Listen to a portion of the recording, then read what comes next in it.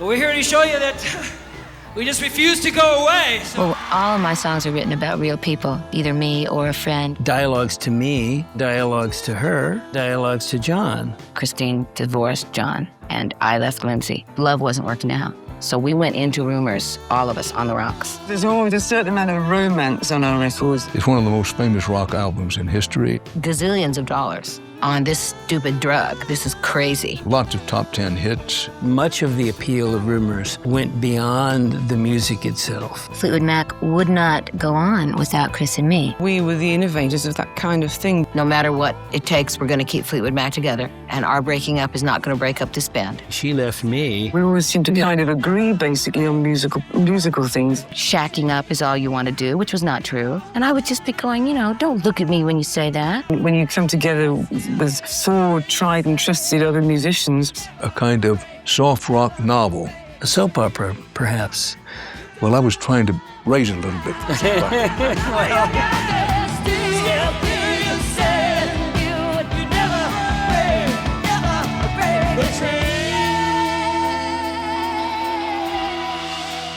And we're back. Yeah. Welcome back, Jeff. Hello. We're here for Two Tusks Rumours, Side B. Welcome back. Thank you. How did you feel about Side B before we jump into it? Side B has some of my highest highs and at least one low, perhaps lowest low of anything I've heard so far. Whoa! So I had a lot of this side really changed on me from the first listen until like the sixth listen. So yeah, I feel like the side A is stuffed with so many like pop singles. I mean, so many. I mean, we covered them all last time. Go listen to that episode. But this like B side is a little more wispy, a little more witchy. To an interesting degree. I mean, I think it's very funny to like end side A with Songbird and then end side B with Gold Dust Woman. Yeah, I mean, not to not to put all my cards on the table too early, but like, I probably would have put these in the other order. I think the stuff on this, I love most of the stuff on this side to me is stronger than the stuff we listened to last week. So okay, well, I'm excited to get into it. Yeah. So we are listening to Rumours as well as some of the alternate recordings, and then of course I've got some stories from Making Rumours, the memoir by Ken Calais and Stephen Stiefel. I'm not entirely sure. I think he does like dieting books now. Okay. Or exercise books. Or someone has his name. Sure. Who knows? But yeah, you want to jump right in with our first track? Yep.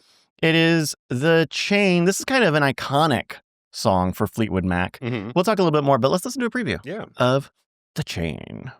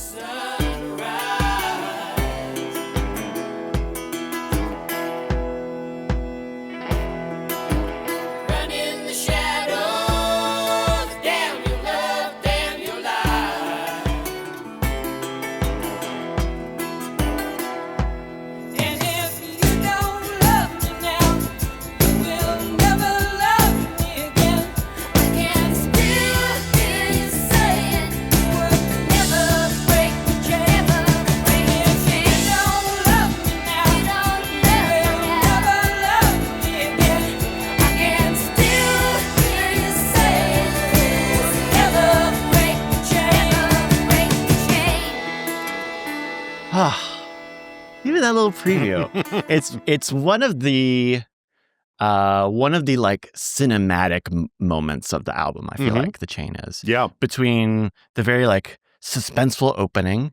Also, can we just like, I'm going to turn the volume up. Can we just listen to the beginning? I don't know. Did you hear the thing at the beginning of The Chain when you were listening to it? Maybe. I don't know. Okay. I'm going to take That's it right, the thing. right back to 000. Okay. Turn it up. Listen, I think in your left ear.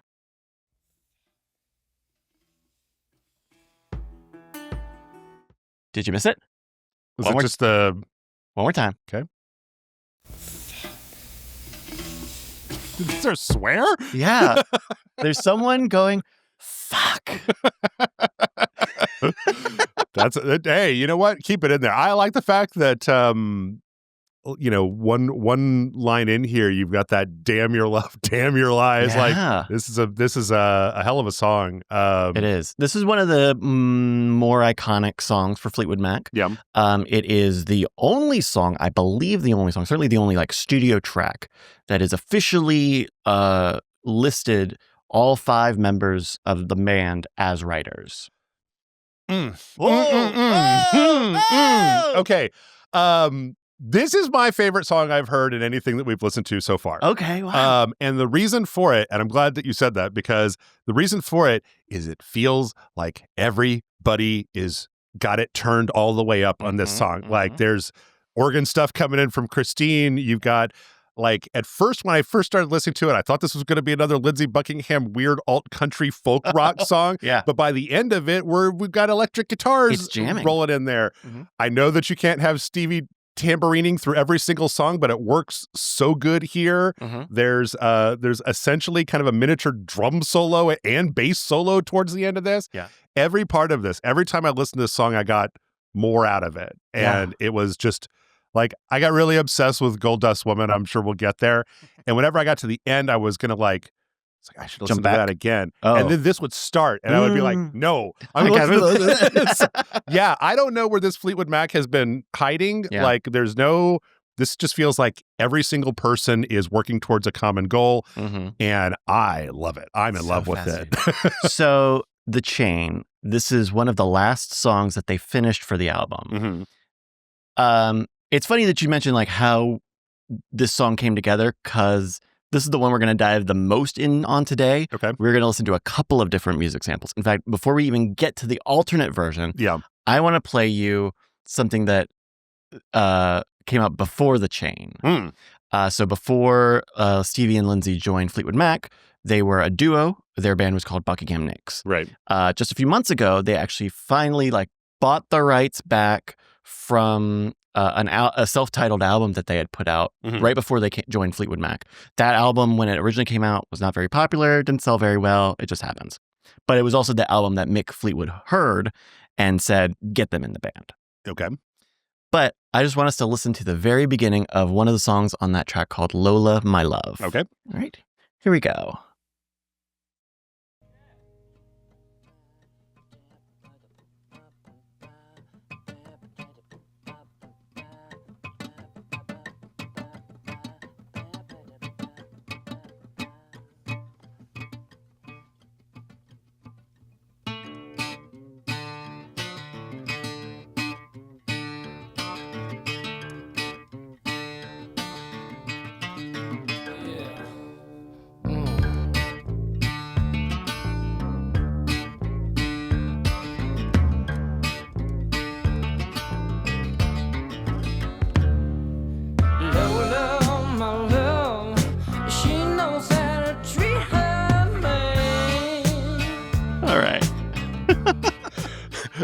That is what I was afraid that the chain was going to be at the beginning.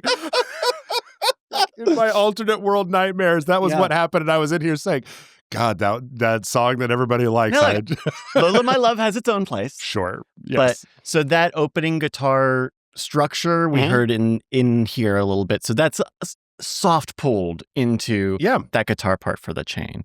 But The Chain didn't start off as The Chain. It actually started off as one of the first songs that they recorded for the album. And that was actually a Christine McVie song. Okay. That was called Keep Me There. And it was kind of this roiling rock song. The band was super into it. In making Rumours, it is kind of one of the first songs that they're working on, so it's kind of like a bit of a prover to everybody. Okay. We're putting it together. Oh my God, we still got it. Oh my God, Christine's song's so great. Yeah. But you get the sense that as they're making the album, they're just not able to find what Keep Me There is missing. It's missing something. And so eventually it gets retooled near the end of the process, and it gets retooled pretty majorly. So they keep some of the structure and melodies, but then they also retool it into what we hear on the album as the chain. Okay. The biggest difference, we're going to listen to both Keep Me There as well as another early cut, but Keep Me There, completely different song, though it does have that famous end sequence that starts with the that is in Keep Me There. That's from Keep Me There. And in fact, when we listen to it, it's pretty similar. Do we have I don't think on this album, but are there other songs that have the entire band credited? Really? Is this kind of like the example of kind of everybody chipped in, and then eventually what you got was this like synergy of the entire band like working together almost? If you asked all 5 of them, they may not agree with that. At the time, Stevie, I think it's a quote in Making Rumours, but I don't know where it's attributed from of Stevie saying, "No, the chain is my song. I wrote it." And we're going to listen to what Stevie wrote. Yeah.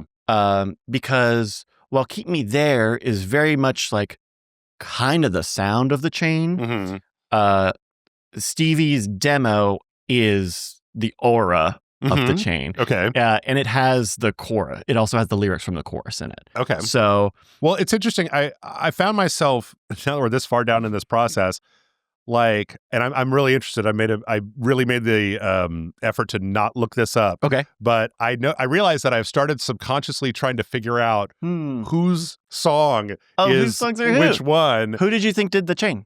Did well, you think it was Stevie? Stevie? Is that it was hard to tell. Like when I first listened to it, it was like, "Don't leave me, don't break this love," and I was like, "That's Lindsay." But then, like you saying that it's Stevie, that also makes sense because it's got this what I'm starting to recognize as like really striking iconography in very short 2-line sentences. Yeah. You know, the kind of "damn your love, damn your lies," that kind of stuff. Cutting to the quick, but not a little bit of an edge, a little saucier. It's very direct, but also a little more refined than what we saw with Lindsay's songwriting in Tusk. But then it also repeats a lot, which is I consider more of a Lindsay thing because we've heard a lot of his songs that had sparse lyrics as a way to focus what I would assume is more on the music. On the instrumental side, yeah. But then what's so interesting about this one is that the lyrics that are there are somewhat sparse and they sometimes repeat, but then instead of focusing on one instrument, it's like we're getting everybody. We're getting choruses and tambourines and organs and drums and just the whole 9 yards. So in fact, I was wondering, are there 2 guitar tracks on here? Or is this so I swear I heard one of these tracks that sounded like there were 2 guitar tracks on it. I wouldn't be surprised if there were multiple guitar overdubs. I think we talked even in Go Your Own Way, where the solo at the end is kind of an amalgamation of different takes. Yeah. And you can even hear sometimes where like 2 different guitar parts will play and then you'll kind of hear one drop off and then the next one will continue. Right. So I think there may be some of that in here. Like I'd be interested live if like, because in the beginning it sounds very much like an acoustic guitar. Yeah. And then that solo at the end sounds so much like an electric guitar. Like you play this live, does Lindsay play one part? Does he put down a guitar and then pick up another one and have somebody behind him to kind of fill in the difference? Or so Fleetwood Mac did tour with like rhythm guitar, like an extra guitarist for stuff like that. I want to say that they had a roadie who was it that they had a roadie who was like really good at guitar, and then they wouldn't let him do some parts because they needed him to do roadie stuff during the show. Okay. So there's a little bit of that. The chain is also what we're going to end the episode with, watching a fiery live version of that. So, excellent.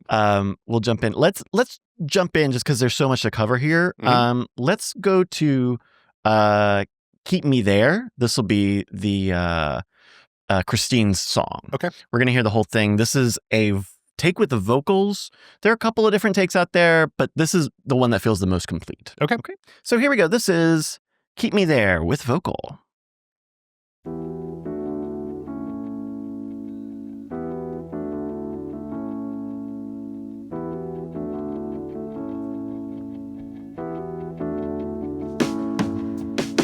Baby, don't lock me up.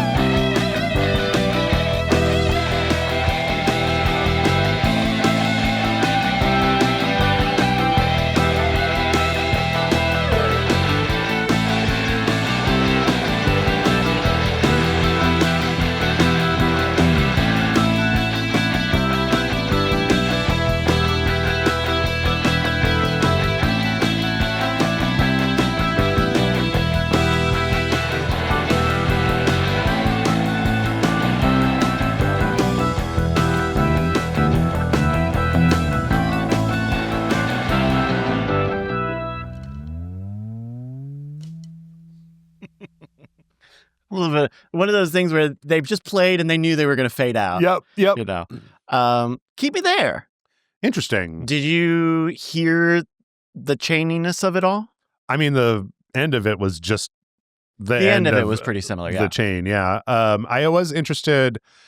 I don't know if you know this off the top of your head, whether there was a lot more. I mean, the whole song had all this like electric organ in the front. Mm-hmm. During the solo at the end, it was like there was a prominent organ. Yeah. And it sounds like this might be part of my poor Christine thing, is that I feel like a lot of that organ stuff was so interesting and so in front, and that I hear that come like waft in a little bit in the chain from time to time, but it's not as prominent. Yeah, because there's so much else going on that it kind of gets lost in the sauce. So. Yeah, and I think there's also we've talked about less is more, or addition by subtraction, and I think some of that was also what's going on. Yeah. In the chain. But that's Keep Me There. I think that's really interesting. The thing, actually, I want to take us back and just play a little bit here of the chorus. You didn't hear the chorus being like the same as the chain? Oh, I don't know. Here, we'll go back to the first one.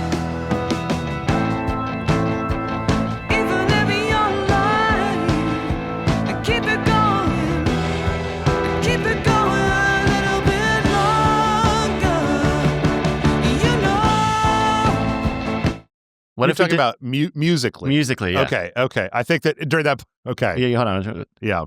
Won't you keep me there? And if you don't love me now, you will never love me again. I can still hear. It's so that's. I think that's part of where like that everyone gets credit, because at that point, John's written a bass part, right? Mick's written a quarter note rhythm. Though it is one of the songs, there's a part in Making Rumours, I think, where they talk about Mick's drumming style, and that he's an animal, on the sticks. Yeah, but that he would always have like a really soft punch on the kick drum, and the chain just being kick drum is also like a little out of place, almost because it's so prominent and really forward, where you hear the kick drum in other songs and it's pulled back. I mean, that was a part of one of the reasons that I was weirdly mixed on a lot of Tusk, was because it felt like all of the drums were shoved in the background. Like, I actually think that, you can hear that a lot, that like when they get to the chorus, when they're like, if you don't need me now, you get that really like heavy hits in there that really punctuate that stuff. And it helps because it's like the bass and the snare, which helps push it all. And then, him at that point, he's hitting with fucking the power of forearms, Sure. So. I mean, I would say that that's a good song. It is. Like, that's a very good, if they had just put that out, it would have been like, that's better than average. It wouldn't be my favorite song I've ever heard in my life, but like, it's nice to hear. I also think that this is different than a lot of the Christine stuff, at least that I've been that I've seen, because it's less poppy. Yeah, it's got a little bit more of an edge to it. That electric organ instead of the piano really does kind of give her a chance to oomph it out a little bit, as opposed to, especially on this album. I don't know, her stuff is very bluesy on this album, I feel like. Other than Don't Stop, which has got a lot of Lindsay influence. I mean, I think Oh Daddy is very bluesy. You Make Love and Fun has got a real the clavinet on that. We'll talk about that. But Songbird is very poppy. But yeah, let's go now into a demo that Stevie wrote. Okay. And I think this is where the name The Chain came from. Okay. So let's listen to The Chain demo.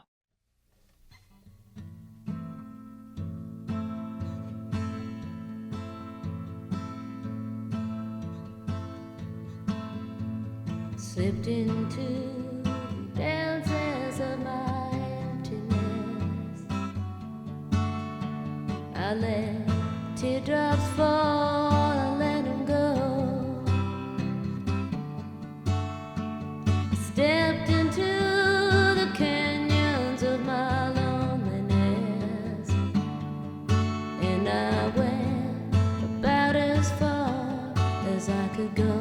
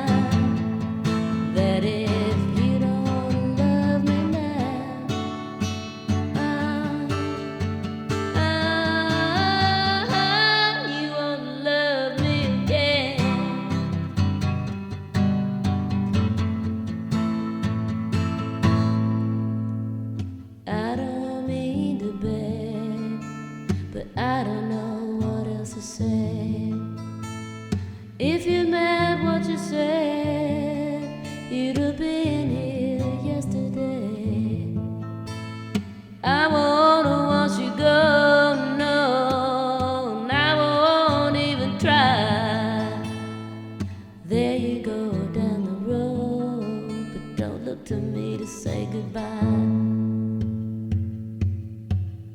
And if you don't love me now, you will never love me again. I can still hear you say you would never break a chain. I can still hear you say you would never break a chain. And if you don't love me now,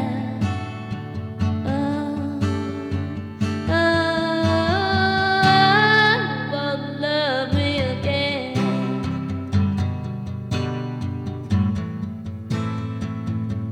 You won't love me again.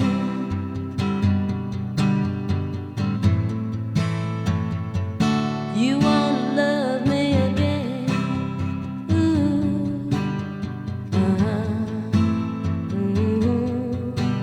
ooh, ooh,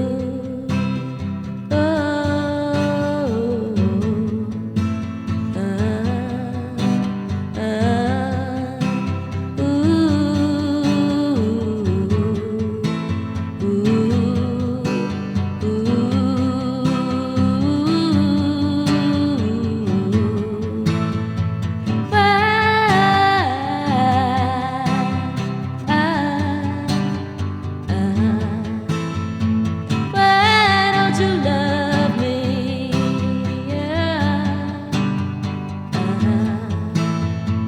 I'm down on my knees,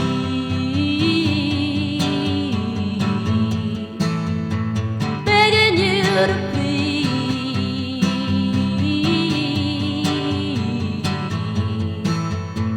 baby, don't leave me.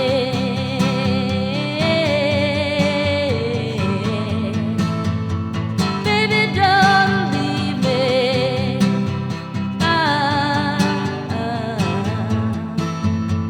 Baby, please.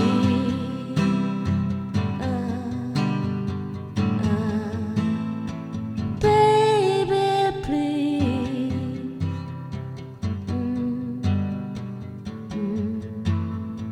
Baby, don't leave me.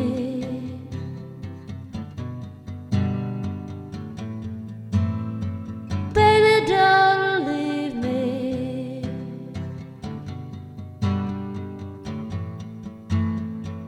Baby, don't leave me. Bit of a also a long end to that version of the song. Yep. Though she would not have really known that there would be the outro sequence. Right. But How long was that? about five and a half minutes. Okay, that's what I thought. was a little. That's what I yeah. thought. Remember last week how I was like, oh my, what a nice collection of 2 and 3 minute songs. Yeah. And this week I was like, But this was an issue with Stevie's writing was that it just tended to be a little longer. Yep. But you have the lyrics here for at least for the chorus.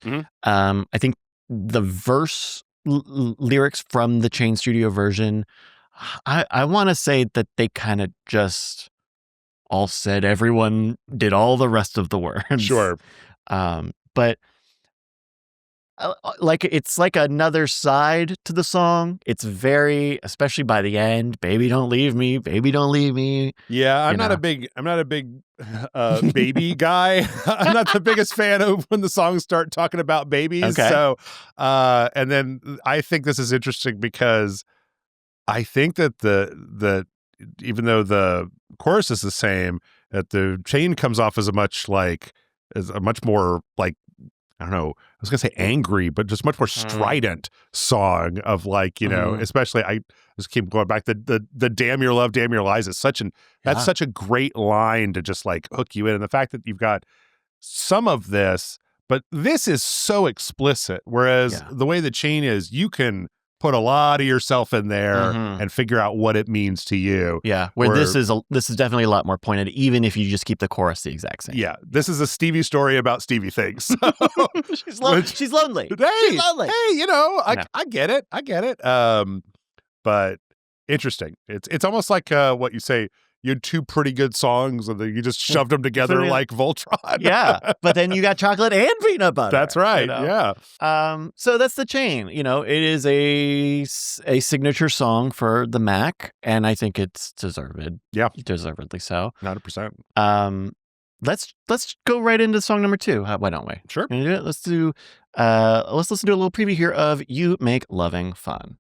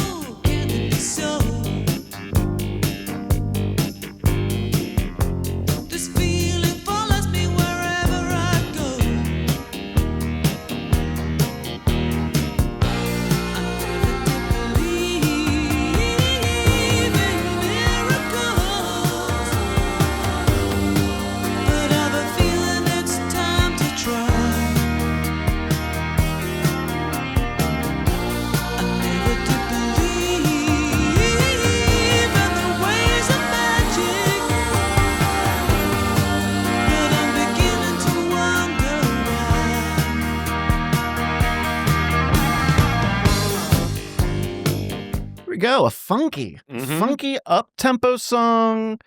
It's a little spicy, it's a little seductive.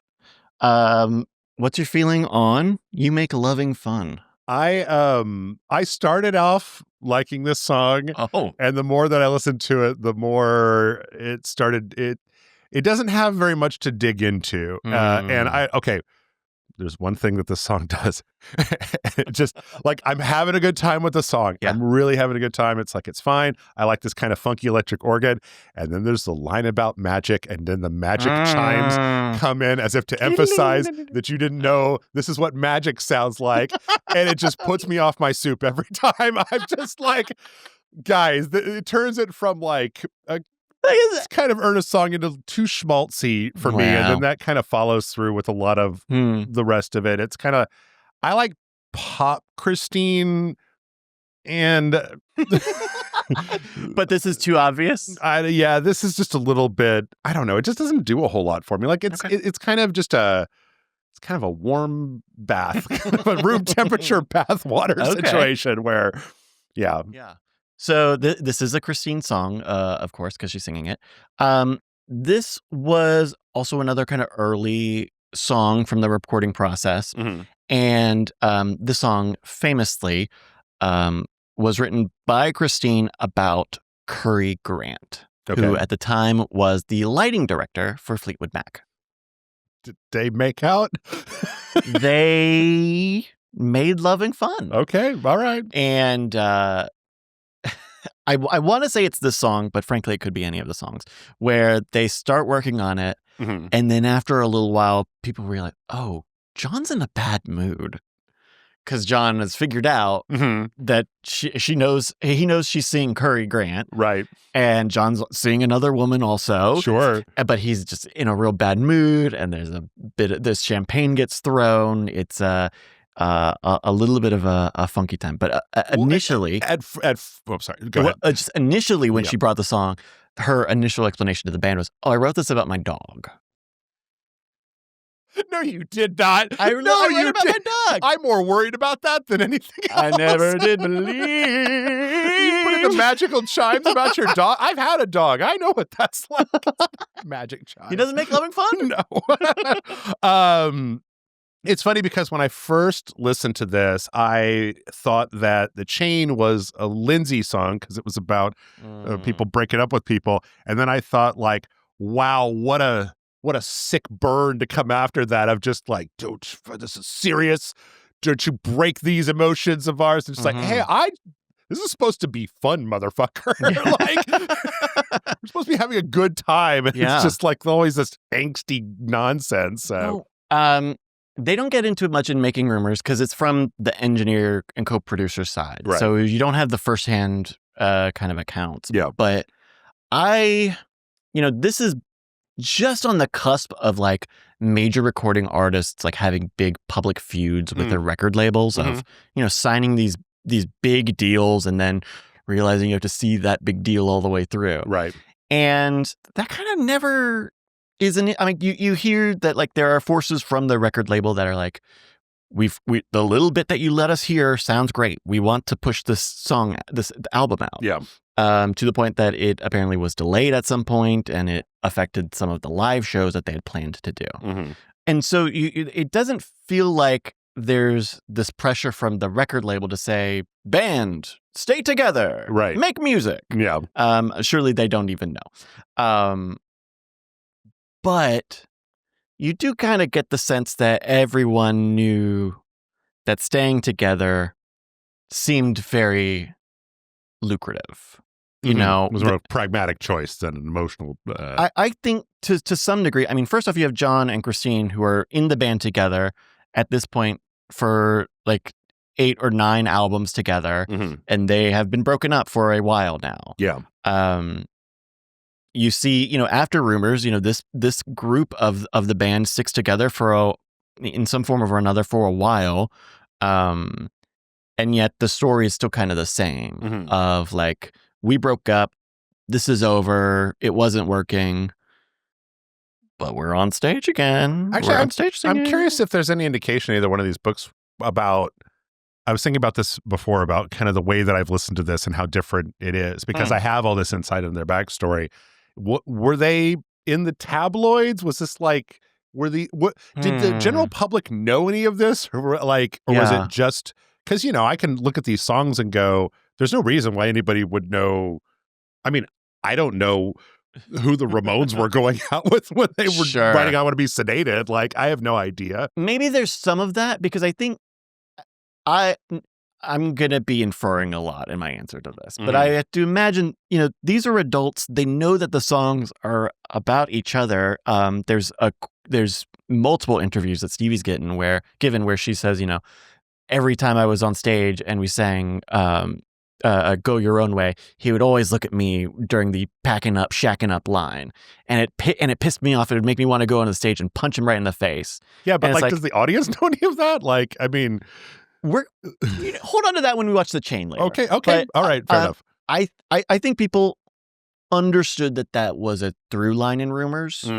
I'm not clued in enough with tabloids. It did not seem like the recording process for either Rumours or Tusk was besieged by paparazzo. What do you know if the general level of popularity of the band, whether they had like psycho fans that were trying to find stuff out or disseminating or any of that? This is like such a long shot. I'm just kind of curious because I can see there being a really different experience listening to these songs and not knowing hardly even the names of the people in the band of just like, I'm just listening to music like you do with a lot of stuff.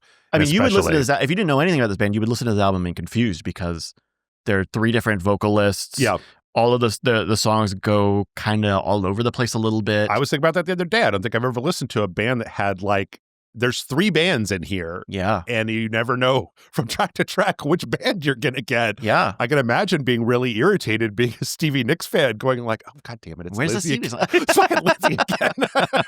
So the kind of through line with Rumours, with the recording of Rumours is that when they started, the White Fleetwood Mac album was making some waves. Fleetwood Mac's standing pre-White Fleetwood Mac album was that they were kind of a known quantity to music, to record label management. They would make an album and it would sell about 300,000 copies. We would put our money down. It's easy, just churn it through. And with the White Fleetwood Mac album, which is when this 5-piece came together, you had the band putting in a lot more effort and a lot more live shows, a lot of promotion to push the album to the point where, like, as they're making Rumours, different songs are popping off. Like at the start of Rumours, they're pushing Rhiannon really strong.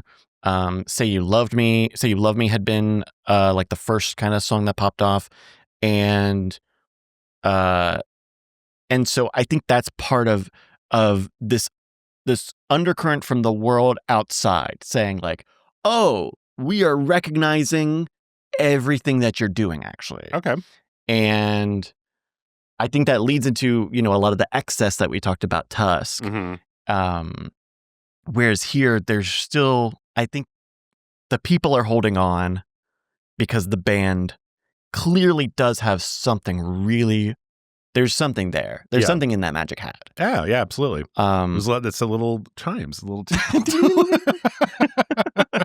Let's jump into the alternate You Make Love and Fun. This is one where I just want to say that this is like an early take, or maybe that not all the dubs are there. Okay. But here we go. This is You Make Love and Fun.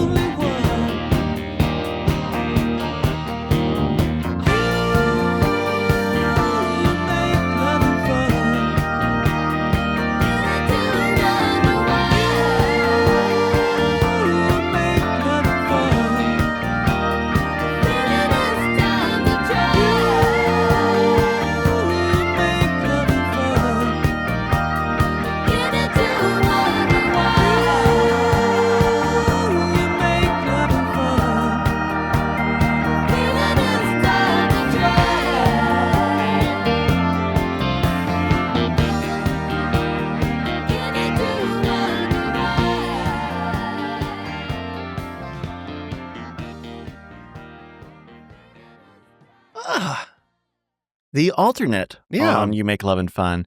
It's not all the way there. You know, it's mostly like the guitar, mostly rhythm guitar. There's a little bit of that clavinet in there in the second verse. It's not really there in the first section, which makes it feel almost like rocky, a little more rock, a little more of a rock song where that clavinet is so like forward on the studio. Sure. Like you can't help it but feel funky. You can't help it but feel like Niles Rodgers is around. Yeah, it feels like, I mean, it makes me think that the other version, it feels like it started here and then they they ran one too many smoothing passes in Photoshop on it until it started to like even out and become a little bit like lose parts of its identity. Whereas I think that this has a little bit more roughness to it. I do think I was listening to it and I was like, Lindsay, you got to take it down at least like 15% here. Like, especially there's, was that guitar going over the chorus where it was like, I was starting to have a hard time hearing all of the words of the chorus because there was so much coming through like at the same time. I didn't catch that. During the chorus here? Yeah. Huh. I don't know, but yeah, I don't know. And also I don't know why it bugs me so much. That little music chime isn't here. And like, it just, where's the magic? It every time I hit that, it's like I'm running and I trip over a rock and I'm just like, oh God. I like this more. I think that I would have liked to have seen it go in this direction because between the Christine song that we listened to that was the beginning of the chain. Oh, right. And this, I want to hear the electric organ Christine doing her Doors bit. Like I like that. And that might I recommend I'm So Afraid from the White Fleetwood Mac album? Sure. But you continue. Yeah. But no, I mean, I think that this is a little dirtier, and I think that that's what this song needs. Sometimes Christine stuff can get too, like, it goes from being nice to being raunchy. Schmaltz. No, like yeah. It was puritanical, Jeff. Yeah, it's you a don't little... make loving fun. You make loving productive. No. We also get very prominent Stevie harmonies in this one, which are not in the studio version. I think that also kind of like tempers that third octave change in the "Do Believe," like having her in there kind of brings it down just a little bit. Like it tempers it a little bit lower. So in a good way? I think so. Yeah. Because it feels like it's always interesting when musically you're kind of going up a scale, but then you do something different, right? Or it's like a different type of scale, like a minor scale or something, or it does something where you were expecting there to be another step and then, and then it's not. Like the best music is breaking the rules, not just following them. Right. That part that you mentioned, for some reason, it's probably because I grew up in the 90s and I was listening to the radio in the car all the time. But that part of this song is like total radio for me. Yeah. Like every time I there's something about this where I just feel like, did I grow up with this song? Because I feel like I was never listening to it, but I always heard it. I think you're describing the same thing that I'm describing, where it seems like aggressively mainstream. And perhaps what you're talking about is like, you're talking about pop hits in the 90s radio stuff. Maybe that's why I have such a reaction to this, because that was my teenage years when I was down in the funk and the grunge and the, all the alternative stuff. This was too squeaky. And and we were all put off by the fucking plastic and commercial you got a girl radio songs. So meanwhile, this song's 20 years old at this point. Right. Let's see, anything else on here? I do like this take on You Make Loving Fun. I would like to hear like even further towards the rock direction, because I hear this and I feel I really want that clavinet. I just love that funky little, there's something about that that's just like, it's different. You don't hear it very often. It's striking. Especially in a pop song. Yeah. Like it's the clavinet was used a lot in funk records all over. Yeah. But in a pop context, it feels raunchy to me. I don't know. I don't know why. I'll tell you, I will tell you the thing off mic that I'm thinking of now. Okay.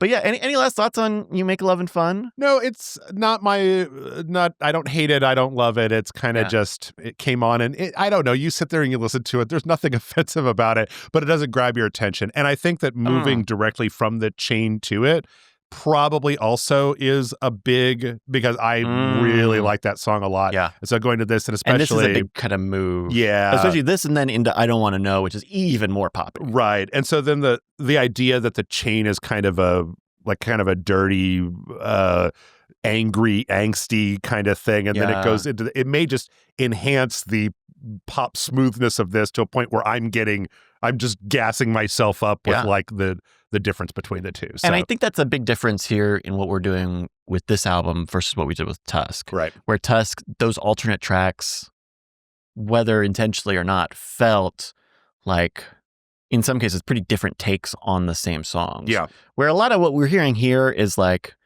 mid-progress or like early demos, which I think just show how much sheen is on this album. Like the pop production on here is, I think, part of what enticed people at the time, alongside the story and the writing and all.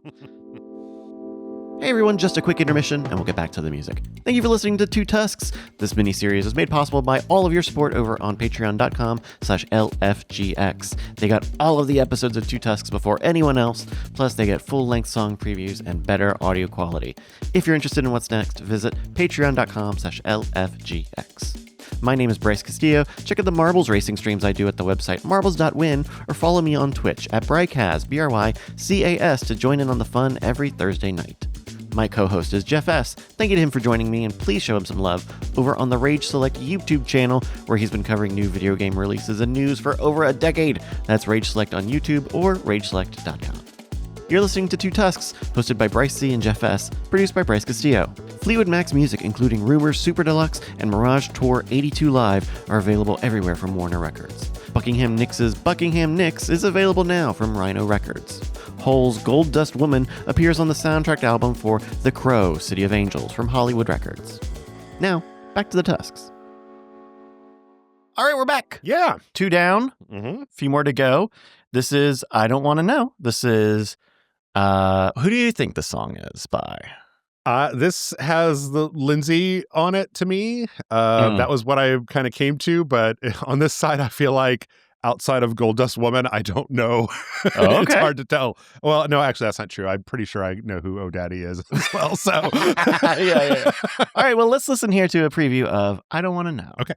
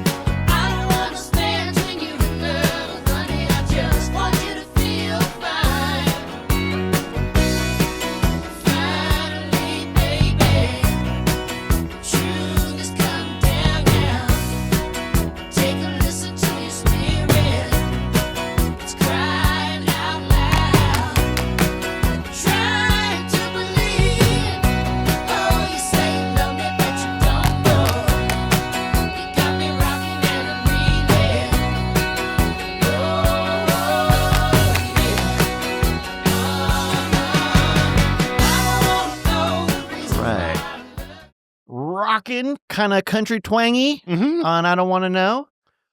Yeah. How do you feel about it? I really like this song. Yeah.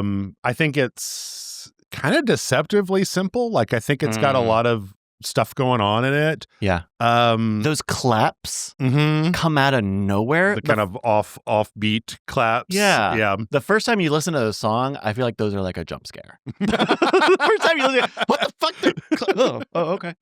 Yeah. I actually was, while we were listening to it, I wanted to make sure that I noted this, is that I think this might have been the song I was thinking of more, where there's this kind of like guitar part that is coming up when they're kind of going into the chorus, like in the background, like they have the normal guitar that's being played, and then there's just kind of this rising guitar. I think it's guitar that's kind of coming up as they're going into the chorus. And I was curious to know, it's like, what is that? Who is that? Yeah. So this song is, we talked last time that there was a period where much of the band had gone on vacation, and the engineers and Lindsay mostly had stuck around to do some work. Yeah. And this was something that Lindsay said, hey, I got this in the back pocket. Let's give this one a shot. Okay. I think at this point, it's still like, everybody, we can use more songs just in case, Keep Me There. We don't really know what we're doing with it. We got the Silver Springs thing that we don't know what we're doing with. Dreams takes a lot of work. So this was also going to be Buckingham Nick's material for a second album. Okay. So most of the songs on the White Fleetwood Mac album by Lindsay or Stevie were actually going to be for a second Buckingham Nicks album. Okay. And they just ended up being kind of carted over here to Fleetwood Mac. Okay. To the point where they sorry, I'm going to be done with this a second. The song Crystal on the White Fleetwood Mac album was on the first Buckingham Nicks album. Okay. Kind of different arrangement, but still. So that's kind of what that was. And I think there's also a sense of like, Stevie, I know you like Silver Springs, your very long, beautiful power ballad. What if we had to cut it and we gave you this instead? This song? That's okay. There's a real technical hurdle with having an 8-minute or even a 6-minute song on an album. And Silver Springs is like this. It's a secret society that I've never heard of. It keeps coming up. That's right. It's like Bad Wolf and Doctor Who. I keep hearing about the Silver Springs. It's not even on. It's not even on this one. No. Yeah. Well, I will say, just actually, Silver Springs was added on to Rumours on all of these reissues and stuff. Okay. Like I even had a text you like, hey, don't listen to Silver Springs because they put it back on the album. Yeah. Because it had this like aura, like Fleetwood Mac fans knew about it. They knew of it, but it wasn't really like performed a lot. I can't tell you that story. This is for the bonus. We're going to do a bonus where we're going to spend a bunch of time about Silver Springs. Okay. And there's great stories there. All right. But yeah, so this was kind of the silver lining of losing Silver Springs for Stevie was, well, no, but what I Don't Want to Know has been produced and put together, and hey, you also wrote that. So it's interesting because it's such a nice little upbeat song. But it's also, again, pretty sad. Yep.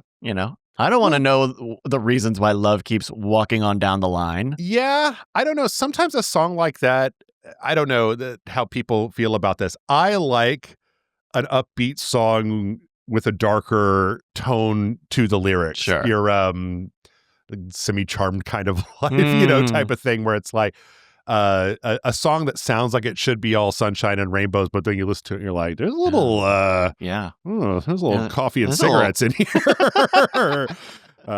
Yeah. And for me, I feel like I Don't Want to Know, out of all of the 11 songs here, is probably to me the one that, if we're ranking them on how poorly they've aged, I feel like I Don't Want to Know is aged pretty rough. Really?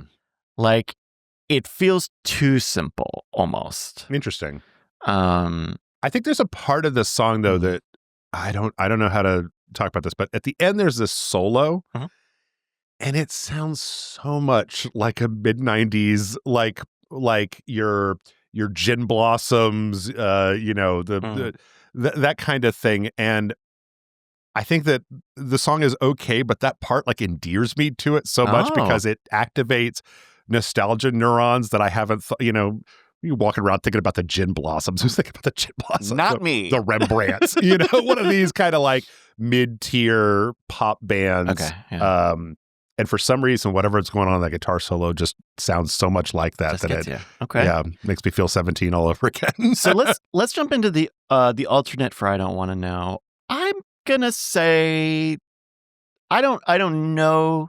We don't have the dates or anything on these, but this certainly sounds like a take that you would have done with only the boys and no Stevie or Christine for this next version. All right, here we go. This is I Don't Want to Know. This is the early take.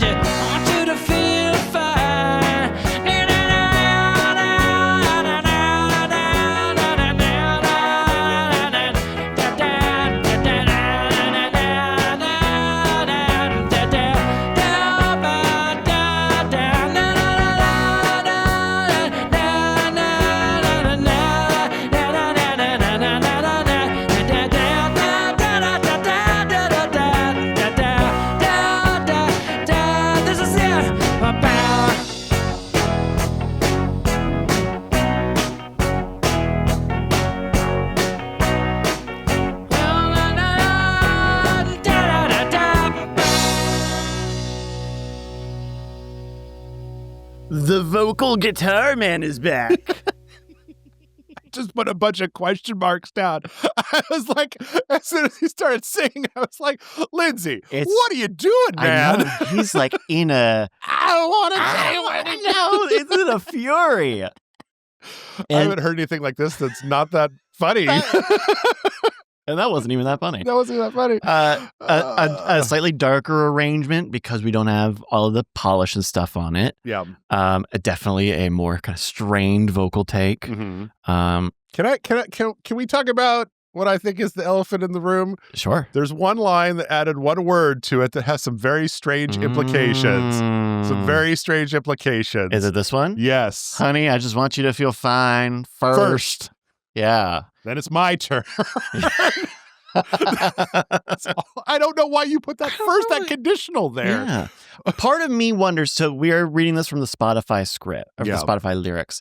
I'm going to say that there's a percentage chance. Mm-hmm. I don't know what the number percentage would be, but there's a percent chance that what he's saying is actually verse with a V. Mm-hmm. We heard that in Christine's version of You Make Love and Fun, I believe, Okay. where she, chorus, Oh, okay. verse, Okay. and So- so I think it might be him calling the part of the song. Because it's in none of the rest of it has that in there. It's just, and that's why it stands out so strangely. And then it could have been a thing where, what's the phenomena where you Mandela effect? where you read a word, or they could show you a word, like you'll hear a different word depending on what text is put in front of you. Gotcha. That it very well A could have been Laurel verse. Yanny sort of thing. Yeah. There is one other line that's been changed here. The trying to believe in the first verse of the studio version is trying to survive. And so they're both trying to survive in this version. Okay. Like in the different verses, which is like, I don't know, that's a small change. I still think the whole thing somehow reminds me of, I don't know, weird 90s stuff. I was thinking whiffs of Blues Traveler when I was listening to this. Okay, I don't know why, but there's something about this song. Maybe it's because it was meant to be a Buckingham Nicks song. right. But there's something about it that's very like rhythm based. Mhm. It's like we talked about You Make Love and Fun kind of being driven by the lyrics a little bit. Yeah. And then The Chain is kind of driven by the soundscape and kind of the vibes of Yeah. the song. Where I think that this one is kind of slavish to the rhythm that it's in. Mhm. John, John, John, John, John. Yeah. And just copy and paste for 2 minutes. Right. Like, Right. it's a little wishy-washy, which is why it is kind of a weird one to be the replacement song on the album. Yeah. It's- It definitely doesn't feel like I don't know Stevie Nicks. I've never listened to an interview. All I know is what we've talked about on this show, but from what we've talked about, it doesn't. I guess because it was one of their songs. I guess that's what it is because, so is she the writer on this, or is it like a Buckingham Nicks credit? I believe we can just see here if this has got it. This has a Stevie Nicks written by credit. Okay. No Lindsay. Is this the which is first a little time surprising. we've seen a song that was Stevie wrote and Lindsay sung? Was that more of a thing for the Buckingham Nicks stuff? That was more of a thing. That Crystal song that I mentioned on the White Fleetwood Mac, that is a song that Stevie wrote that Lindsay sings. Okay, so I'm probably just making up more animosity, like, or the idea of being ripped off by this being the consolation prize. Like, if she wrote this song, then she did, but he definitely made the choice while 4/5 of the band was out of the room. Sure. To say, what if we try this one? Yeah, I don't know. It'd be interesting. I think it'd be interesting to go back and do a dive on like a non Buckingham Nicks Fleetwood Mac album and then a Buckingham Nicks album. Yeah. To be like, can you see the chocolate and the peanut butter that will eventually come together? Oh man. So, Oh man. like I'm just giving Bryce ideas. Interesting. Okay, Interesting. So there's 6 more seasons. And then we become the new Fleetwood Mac at the end of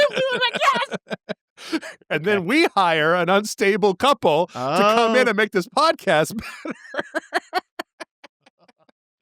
The 5-piece 2 Tusks That's is right. back That's for season right. 3. Yes. We are the Fleetwood and the Mac. I want to be the Fleetwood, just Okay. so we know. Hey, you know what? While we got this energy, why don't we go into Oh Daddy? Okay. Huh? This is a Christine song. You did nail that. Let's listen to a preview of Oh Daddy. Oh, Daddy.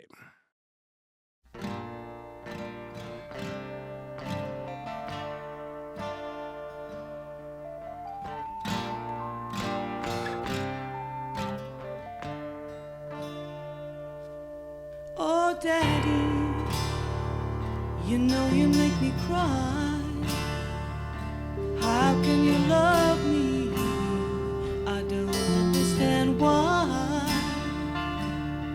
Oh, Daddy, if I can make you see, if there's been a fool around, it's got to be me. Yes, it's got to be me. Oh, Daddy, you soothe me with your smile. You're letting me know you're the best thing in my life. Oh, Daddy, if I could make you see,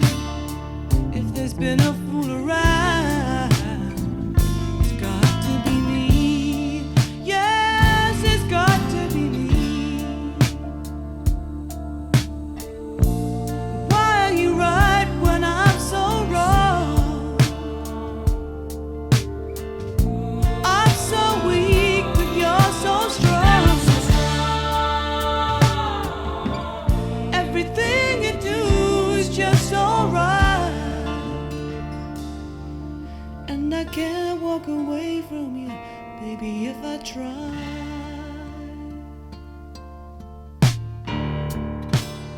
Oh, Daddy. Before you speak, Yep. I have come to appreciate Oh Daddy. Okay. I've come to appreciate Oh Daddy, Yes. even beyond how much of an amazing gay anthem it would be. Mhm.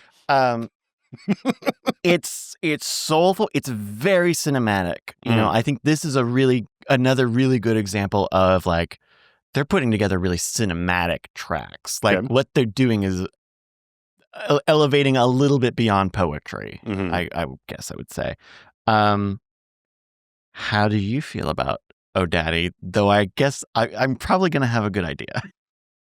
Yeah. At the beginning, I said that there was one song that I probably disliked more than anything we've listened And it's to. Oh Daddy. It's Oh Daddy. Okay. Listen. There's a lot going on here. I don't like Daddy the same way I don't like Baby. It was very 70s thing to do Daddy, for sure. I don't like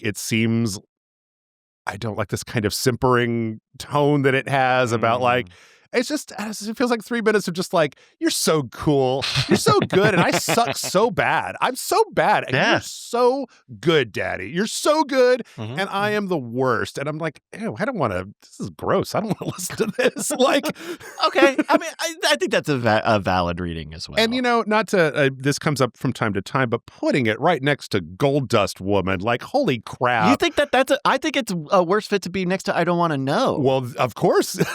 Yes, it's kind of like, I don't know. I don't know what. Maybe I'm just saying we should put all the Christine songs on one side of the album.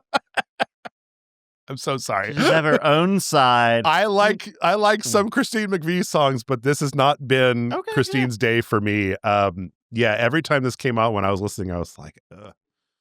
So I don't know. That's interesting. This has been an earworm for me since probably the last time we recorded. Okay. You know. Why are you weak and I'm so no, it's I think part of it is for me it's because this is her kind of hitting 100% on the vocal intensity. Like this is Christine's like belt out song. I mean, musically speaking, it's got a lot that I like. It's got that kind of organ stuff going on. It's got these kind of nice little fills, like dun, dun, dun, dun, like some really weird drum stuff at the end. Yep, that come through. Is this the one that has the claps were earlier? Yeah, the claps were on. I feel like there was an offbeat something. Is it the fill? It was You Make Love and Fun. Yeah. You Make Love and Fun has like a weird fill where they go on like the half beat, right, and then come back to it. Okay. In fact, we didn't talk about this much during the alternate, but that alternate version of You Make Love and Fun has like a second one of those. It's like it's even more prominent. Yeah, it's like what the fuck is going on? It's like I've tried really hard to get into this, but I just find the lyrics to be kind of odious. Like I'm not trying to be like a jerk about it. Let's get into that a little bit here. So this was written by Christine. Yeah, it was meant to be written about Mick because at the time Mick was going through a divorce with his wife, and granted, you can probably read this about John McVie as well, but the line is that it's about Mick. One of the other things, we got two things here. So this is an excerpt from Making Rumours. Quote, "Oh Daddy is a lesson in less is more," Mick told me later. "It's one of my favorite songs that Christine has ever recorded. I think it's a fantastic song."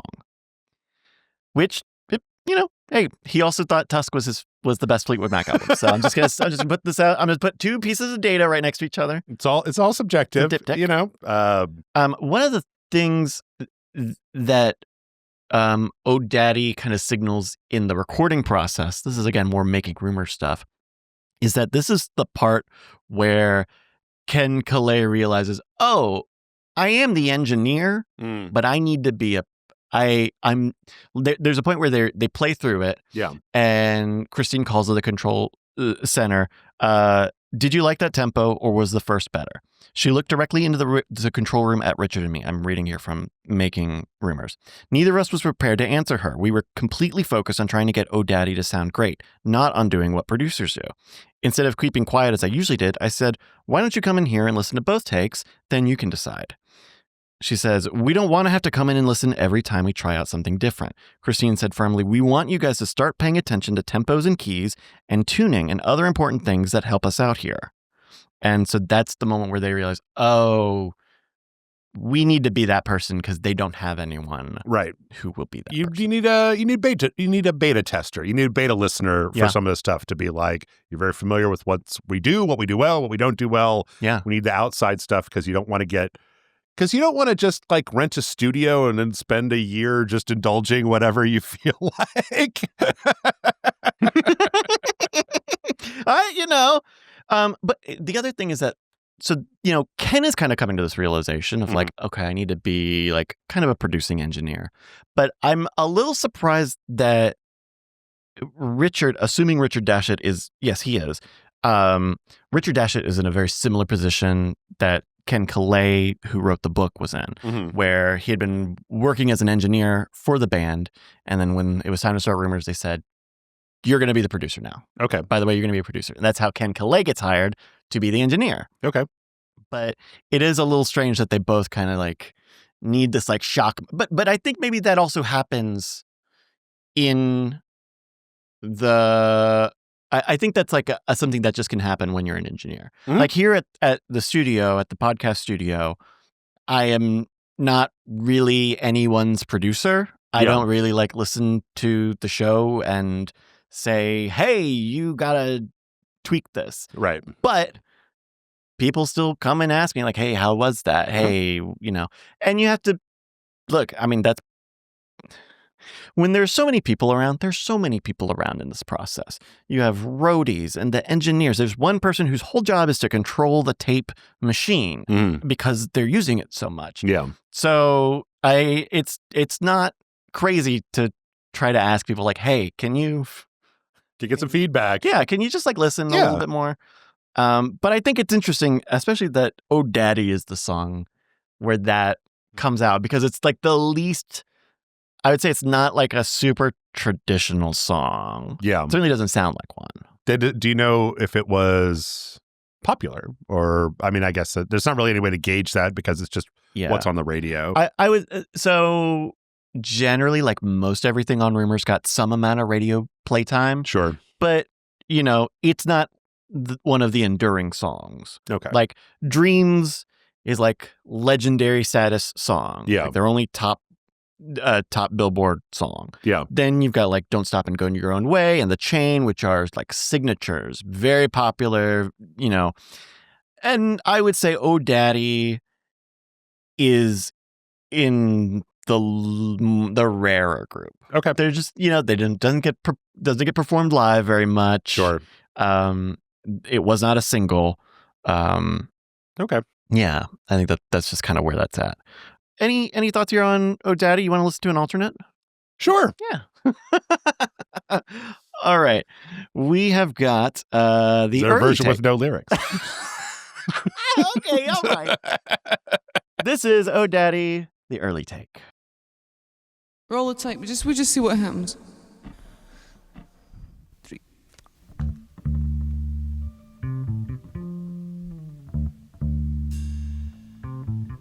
Oh, Daddy, you know you make me cry. How can you love me? I don't understand why. Oh, Daddy, if I can make you see, if there's been a fool around, it's got to be me. Yes, it's got to be me. Oh, Daddy, you soothe me with your smile.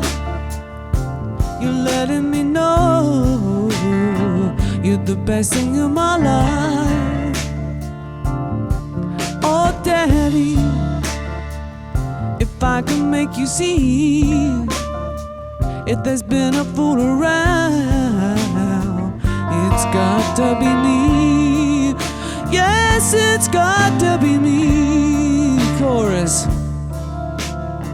How can you know you're right and I'm so wrong?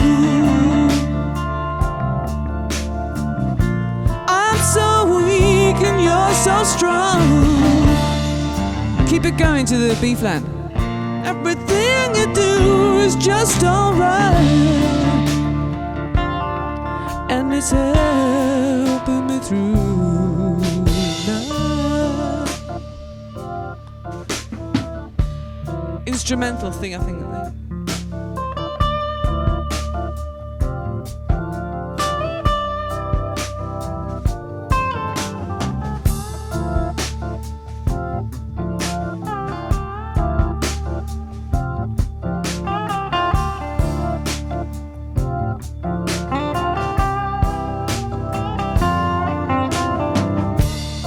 Repeat. Chorus. No, you're right and I'm so wrong. I'm so weak and you're so strong. Everything you do is just alright, and you're helping me through now. Oh, Daddy, you soothe me with your smile, and you're letting me know you're the best thing in my life. Oh, Daddy, if I can make you see, if there's been a fool around, it's got to be me. Repeat. Yes, it's got to be me. Yes, it's got to be me. Yes, it's got to be me. Ooh.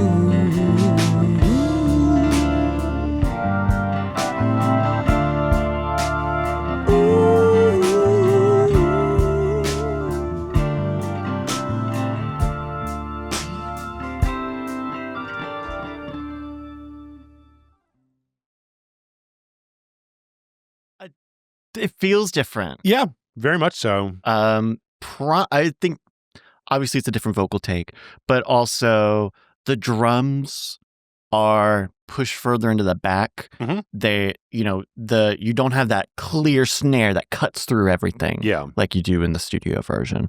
Is it the electric organ? Is that?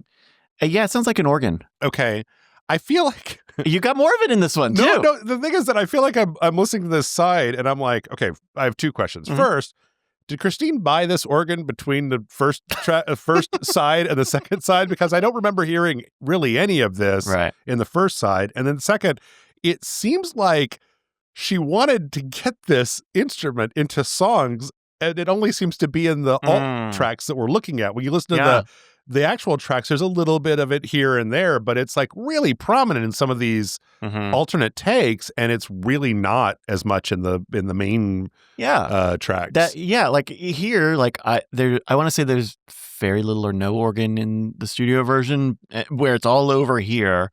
But I want to say the studio version has a note. It has done. Sure. Actually, wait. Okay.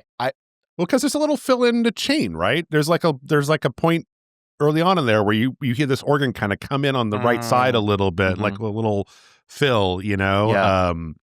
I wonder, here she's in the scratch vocals she gives out, like, she calls out verse and chorus. Right. And why? To indicate to the band what to switch to? So it may be to the band for them to switch to, because it could be that this was very early in the process where she just needed to remind them, like, hey, nope, not this one, it's the next one. Right, okay. You can also do a scratch vocal track for the singer to remind the singer what's coming up, but at this point they wouldn't have needed that. Sure. But yeah, I think it just could be the case where this is still in almost like the demo phase, and it's just easy to put a Rhodes or an organ on it. Because it does work. It's really solid. It fits really well, especially for how it's so bluesy. It's so bluesy. Do you have any idea at this point, like, as an instrument, there weren't electric keyboards? Were there electric keyboards at this point? Yeah, there were early synthesizers. Is that possibly what we're hearing here, and that the reason it's so prevalent is because you don't have to drag an actual instrument, that I'm just using like a synthesizer with like an organ filter on it? That's a great question. So I know that, but after Rumours and before Tusk, Christine gets a sponsorship with Yamaha. So she ends up having to play Yamaha. Good job, Christine. I like Yamaha. Yeah, they make good stuff. So there could be some of that. I also want to know that there's a story about the White Fleetwood Mac album of them recording Crystal, where there's like a synth line in it. Yeah. And it's like a monophonic synth. So it's not like a piano. You can't do chords. You just do one note. A single note. Okay. And the story was that like Christine is playing the keyboard and there's some wiry little guy running around and twiddling knobs to make it sound right. Well, it's also interesting because I remember the huge story about making Songbird, and it makes me wonder whether it's like we had all of this razzmatazz to mic up a piano, whereas if we're just doing scratch stuff in the studio, just bust out the synthesizer that's there, and you know, like we're going to work on this, and so that's why you're hearing so much of it in the alternate takes. I don't know, but I think that's equally valid. Yeah, because you're right. I want to say they would have had a real piano for real piano sounds, or at least like a stand-up piano. Right. That's a great question. I don't know. Leave us a comment if you know the answer to that. Oh, daddy.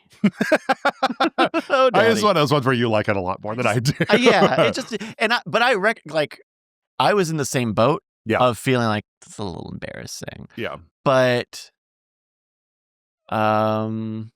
there's something there. There is something there in the like self-depreciating, mewling sort of stance of, especially if maybe the perspective of the song isn't Christine, but is, say, Mick's wife, who is so weak and he's so strong. Sure. So you can read a lot into the daddy.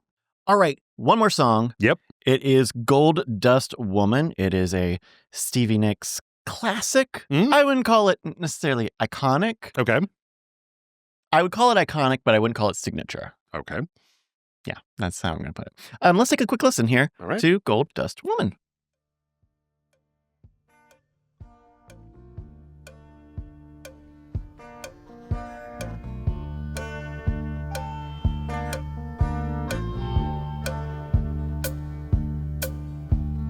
Rock on, gold dust woman.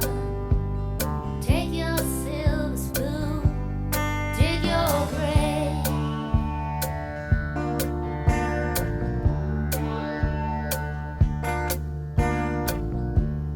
Heartless challenge, pick your path and I'll pray.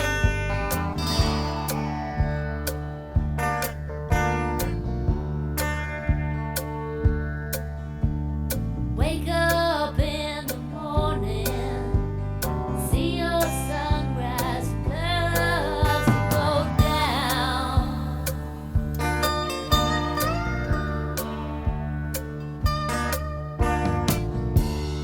Lousy lovers pick their prey, but they never cry out loud. Cry out. Well, did she make you cry, make you break down, shatter your illusions of love? And is it over now? Do you know how? Pick up the pieces and go home.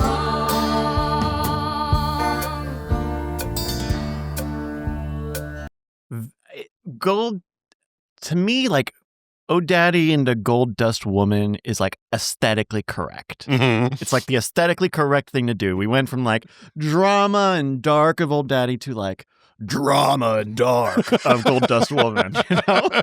Yeah.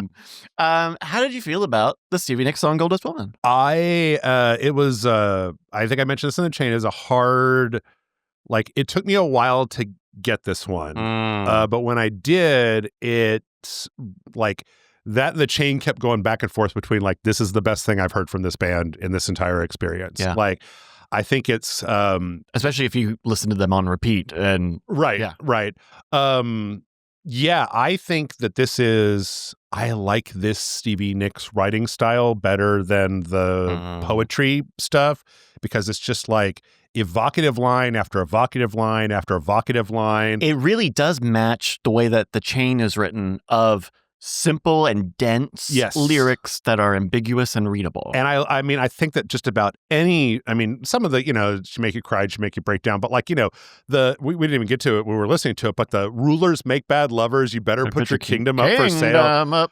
Like, that's such a great, like, it's all very emotional, and like it conjures interesting imagery. Yeah. At the end when she's just saying Black Widow, it feels like to me, as I got into it more and more, it's like I had a strange like respect that started to develop for it, of like, this is a dangerous song and you should admire it from afar with austere eyes and a lot of respect. Don't move too fast around the song, or it's going to come at you. It's a little like Rhiannon from the White Fleetwood Mac album, which is also like, kind of the witchy rock song, or in the same vein as like Sisters of the Moon from Tusk. I think Sisters of the Moon is more of a narrative though, right?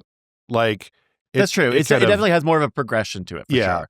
Where this is a little more of like a progressive style of like building and building and building. You could probably take the song and rearrange it without too much damage to the overall tone. Like, it feels like each line is almost self-contained, or every couple lines are almost self-contained. Yeah. So. Almost like the one thing about having the kind of ambiguous writing style is that it probably means that your music is going to be first on the block to get edits and chops. Well, and what's interesting about this in comparison to all the other Stevie Nicks songs that I've listened to is that in those songs, it feels like the entire band is in the background and Stevie Nicks is standing in the foreground in a spotlight. But the guitars coming in, and the way that the song progresses from like very little percussion to like in that second verse when the full-on percussion starts to come in, it's a very when the tom it's a very building song where it feels like as it goes on it gets more and more and more, especially because like they mentioned in the book Gold Dust Woman is another sort of earlier song, and it one of the things that I guess Stevie was kind of clued in on was like all the ad-libbing and vocalizing at the end of the song.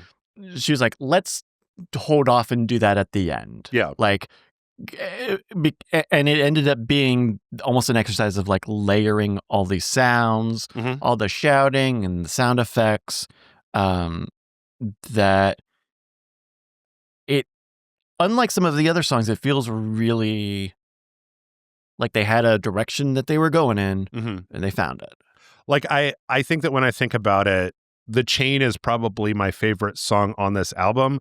This song feels like a different thing entirely. Like, it almost to me is kind of so alien that I almost wouldn't even associate it with like a lot of the other stuff. Yeah. You imagine this song coming right after Go Your Own Way and talk about like a tonal swing, or after Songbird. Yeah. Or after Don't Stop, which is like super meant to be super positive. Yeah, absolutely. The only thing, I mean, and I also think that, like, I know that this isn't the way that it was put together, but as I was listening to it, I had it on repeat. And so it would go from this and it would kind of go out, and then the chain would kind of come in with its very quiet beginning. And so right as I was thinking about rewinding, here comes the chain. So it's almost like those two together are kind of like linked. Interesting, because on a vinyl, that would have been the last thing that they would have been. Right. Yeah. You'd have to pick up the thing, go back to the beginning. How do you feel about the actual material of the lyrics? We talked about it a little bit. Rulers make bad lovers. It definitely seems pretty pointed at Lindsay, but then also self-directed at the Gold Dust. It feels, well, I think I read something when I was looking up, because I did this whole deep dive with the whole version of the song. So as I was looking it up, where I saw, I don't know, like the first Google result of a Reddit post talking about how this is a song about drugs, about cocaine. Oh, yeah. And I think that... Take your silver spoon. Right. Dig your grave. Dig your grave, yeah. That I think that like rough, kind of desperate, subject makes for a very different song than a lot of the kind of relationship stuff that we've got. Like it's kind of still in there, but this feels more like, I don't know, it's more surreal. It's more evocative. It's less saying what you think in a nice way and more just kind of like fragments of what I can remember about this horrible time almost. Like, let me read here an excerpt from Making Rumours. Everyone had a different take on Gold Dust Woman. Quote, "It's an evil song," Lindsay said. "It's very dark, and I'm guessing that acrimony was directed at me." Quote, "I wrote Gold Dust Woman before we started Rumours, and there weren't that many drugs around back then," Stevie said.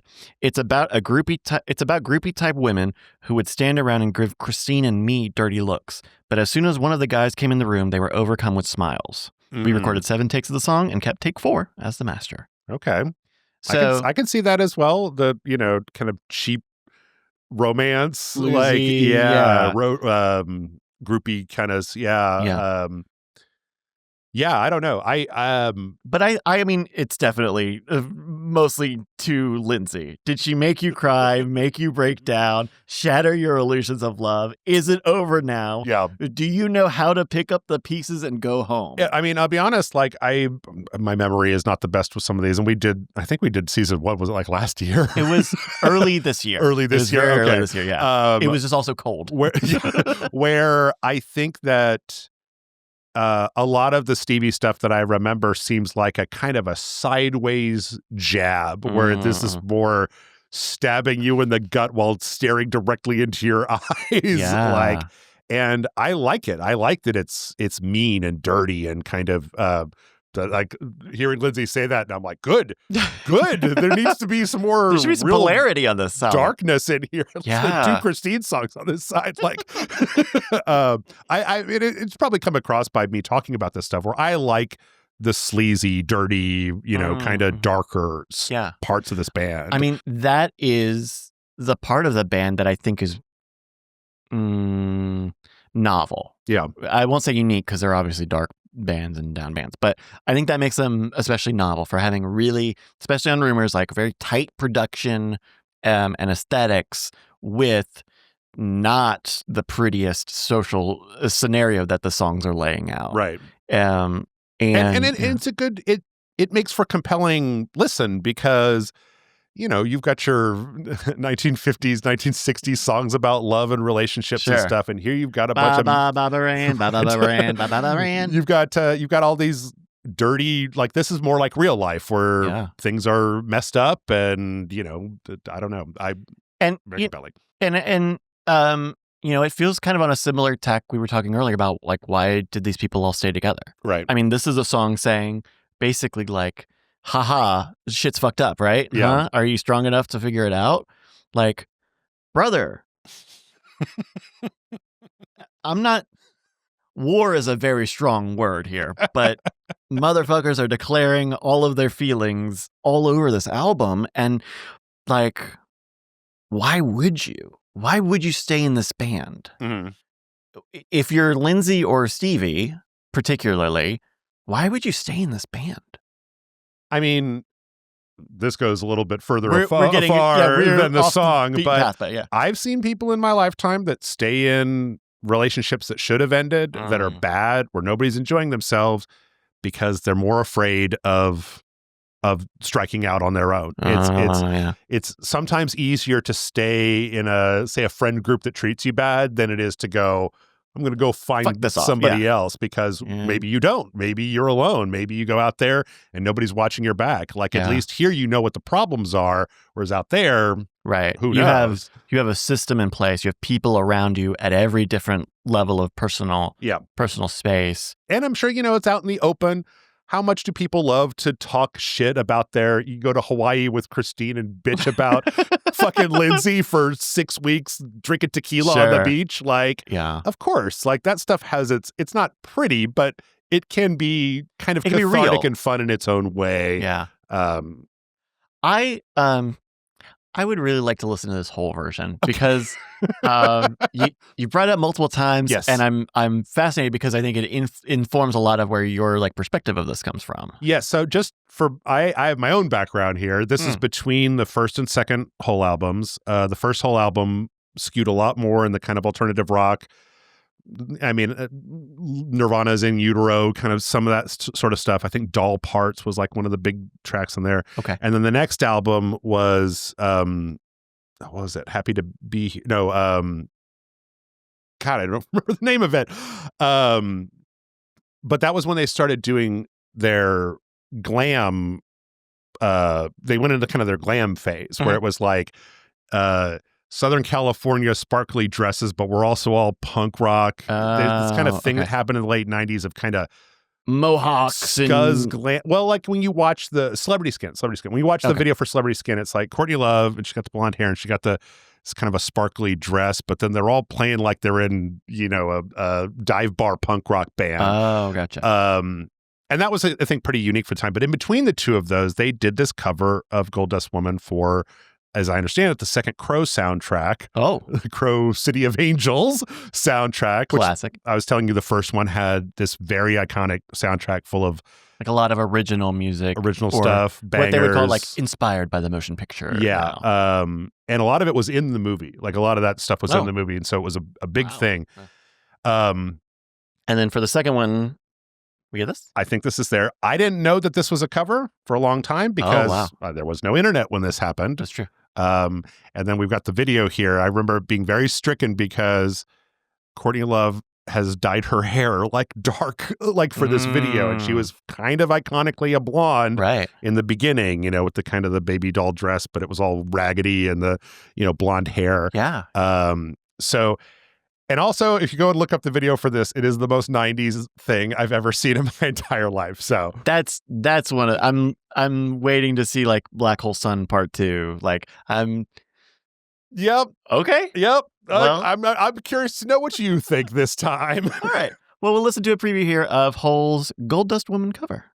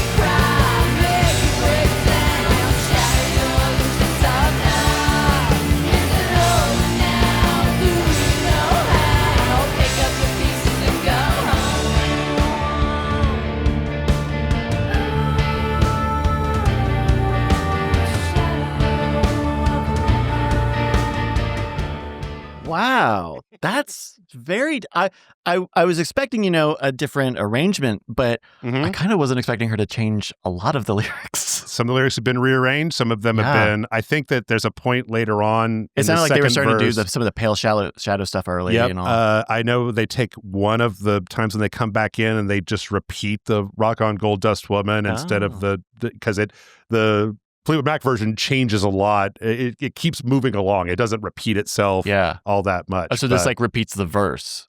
I think it does. I think it uses the "Rock On Gold Dust Woman" line more because that's, the name of the song. Yeah.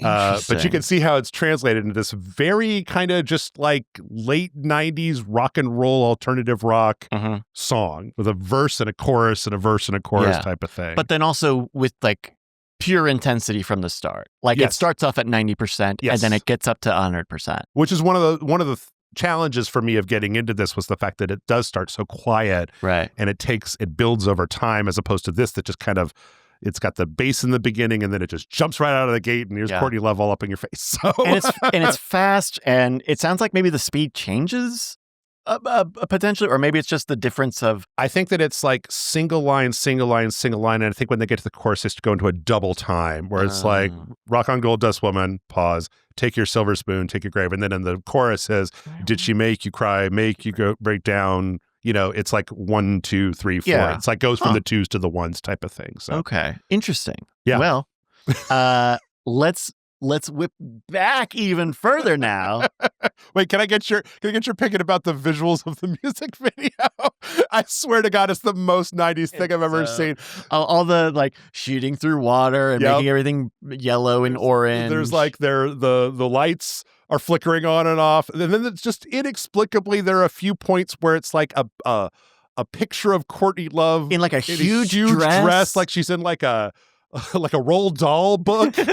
There's one later on where she's leaning down and she has this crown that goes up like incredibly high, this kind of dark crown. Of course, the bird's feathers. The bird feather. coming down. It's so 90s. I get such whiplash when I watch it. I'm like, we were all so earnest about how we felt so much, and this is like what it was like. And then I listen to this and I'm like, well, this is what I feel. This is more what I like now. Yeah. Yeah. It's very much of the time.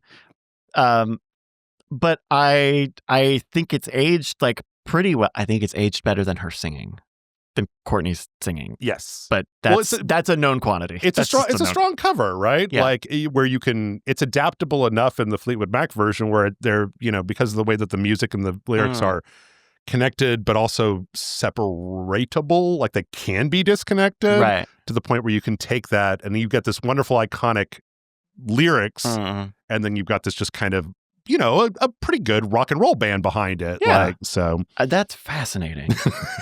Oh, the crow. That's why the black feathers. There you go. and we figured it out. The imagery, Look, I haven't seen The Crow. Oh, okay. So I don't know what I would love to see it. Season 4 is the Crow soundtrack. We're gonna listen to every song, and then you're gonna watch the movie while we listen to the song. You could make a whole podcast franchise out of that. Absolutely. All right, well, let's listen to Gold Dust Woman number 1. Okay. There are a couple of different alternates out there, but this is the one I thought would be best for us today. Let's take a listen.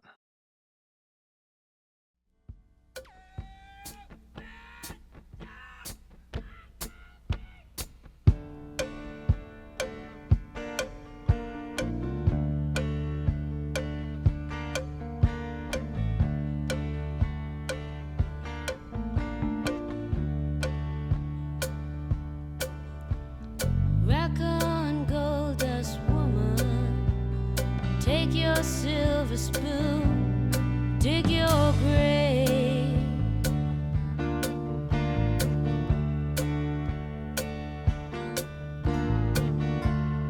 Heartless challenge, pick your path and I'll pray.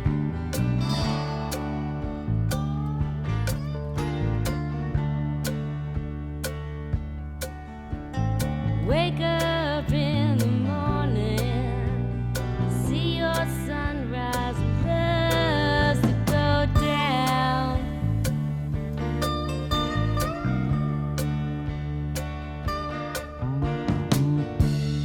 Lousy lovers pick their prey, but they never cry out loud. Cry out. Well, did she make you cry, make you break down, shatter your illusions of love? And is it over now? Do you know how? Pick up the pieces and go home.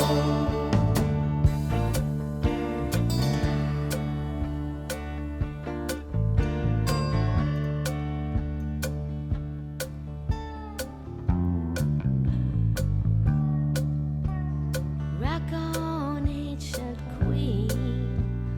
Follow those who paled in your shadow.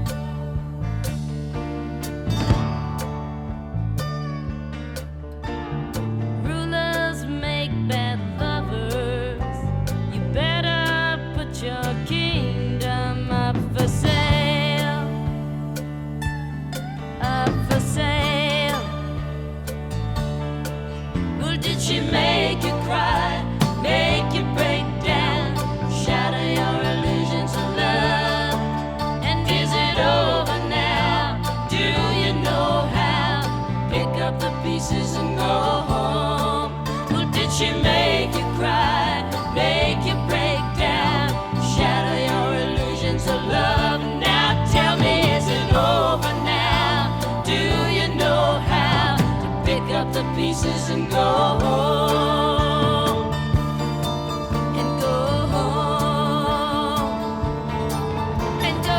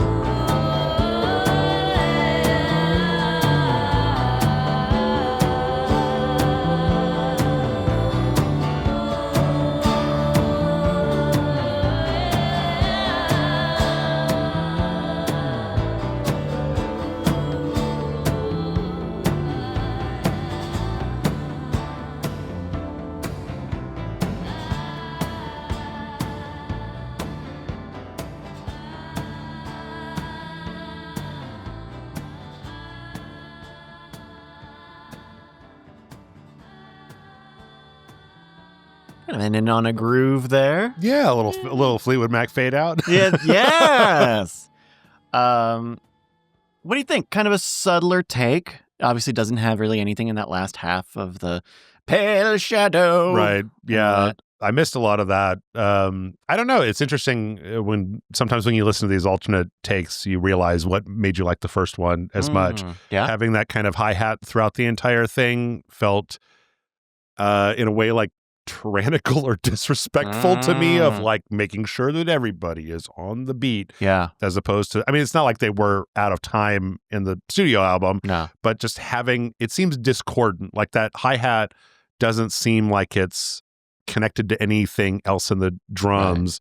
Right. And it doesn't stand strong enough compared to the studio version, which is all like cowbell forward. Right. Where here it does use a little more of the hi-hat and it brings the cowbell back a little, especially like once the song starts. And then there was some kind of vocal filter on the entire studio track that isn't on here.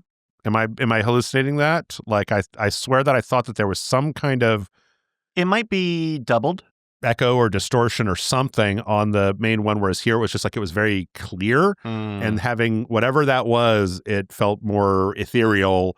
So I think that's something that we've run into a lot with these like alternate cuts, where there just isn't a lot of time put in.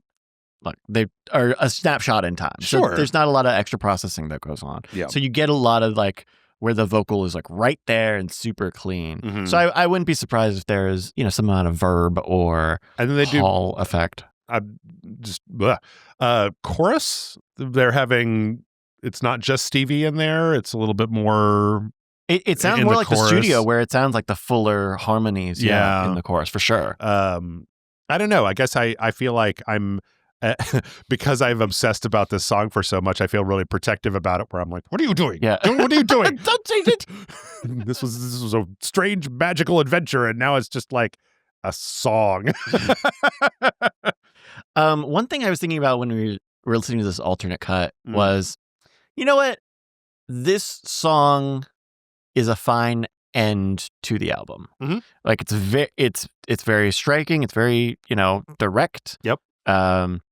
And also like, hey, thanks for listening to our album. Mm-hmm. What are you gonna do now? Right. Amongst other things. But it kind of is it's weird.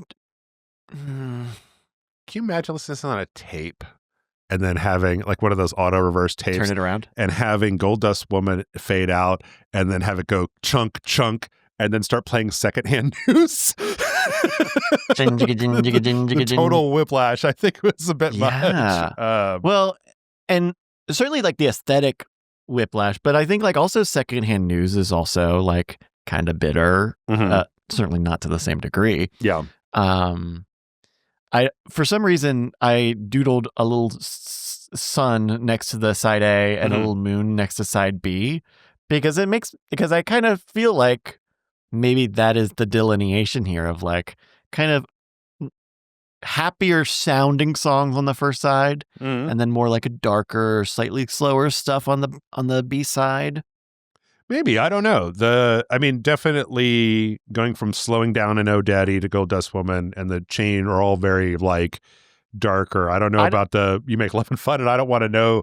Don't necessarily seem like super down, but I get what you're saying. You know, putting Gold Dust Woman on the same side as Go Your Own Way again seems like would be a little. I like both of those songs, but having them next to each other would be a little bizarre. Yeah, there was a bit of a to do about like putting the track list together. It's weird. Like it's not as much of a story in the Get Tusked book for Tusk. Yeah, but here and maybe it's because it was the first of these books that he wrote. Where they talk a little bit about like having to put the track list together, and it ended up being, I want to say someone on like the just administrative staff at the studio who had heard all the songs a bunch, like most of the people in that building had, and she, everyone's like got their pen and paper, and they're like, "What if we did it like this?" What if we did? And she sat down, and everyone said, "That's it. She nailed it." All right. So. Maybe she did. I mean, maybe she did. It's the most popular album of all time. Whatever. Yeah. I mean, there's no way to describe the difference between ending on Songbird and ending on Gold Dust Woman. Like, right? Especially because Songbird is so like loving. Yeah. I don't know. I didn't mean to say loving with so much disdain, but it's so loving. Well, I don't know. I mean, the Christine's stuff is very earnest and very like heartfelt, and she seems very sweet in her songwriting. She seems like the least bitter songwriter in this band. But I guess what I'm trying to eke at is that this is an album about unfortunate things happening, about relationships ending and people splitting up and people getting hurt. But it's not an album that is front to back negativity. Yeah. There's definitely some insults being thrown around here, but there's still plenty of positivity on the album that feels weird to be defending here at the end of the second episode of our podcast. But it's just, I think there's complexity here. Like there is stuff to chew on.